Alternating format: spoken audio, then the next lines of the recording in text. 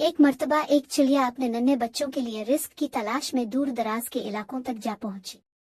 कई दिन गुजर गए, मौसम की शिद्दत और सफर की थकन से वो निढाल हो चुकी थी, लेकिन इसकी ममता की मोहब्बत ने इसे पिल भर को भी राकने ना दिया। आखिरकार वो अपने घोंसले में वापस पहुंची, चोंच में दाना लिए, प्रो में थकन समेटे, लेकिन आंखों में रोशनी और दिल में सुकून। बच्चे माँ को देखकर खुशी से चहकने लगे।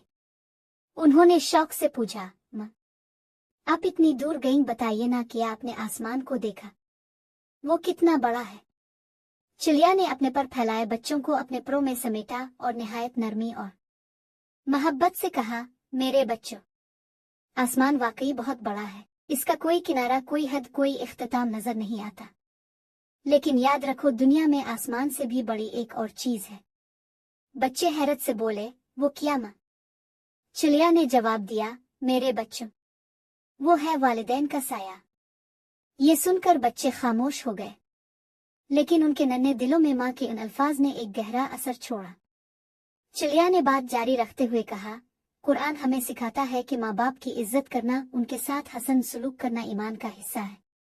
अल्लाह ताला ने माँ बाप की खिदमत को अपनी इबादत के साथ जोड़ दिया है। इरशाद बारी ताला है, यानी और तेरे रब ने हुक्म दिया है कि सिर्फ इसी की इबादत करो और वालिदैन के साथ नेक सलूक करो। फिर चिड़िया ने एक और वाकया सुनाया।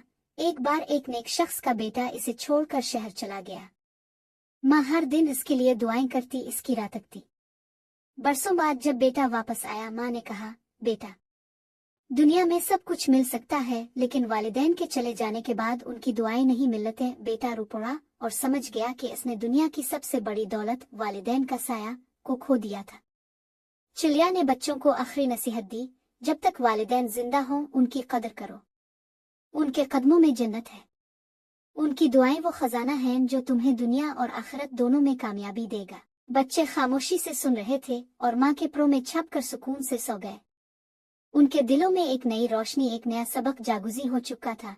दुनिया की सबसे बड़ी चीज वालिदैन का साया है।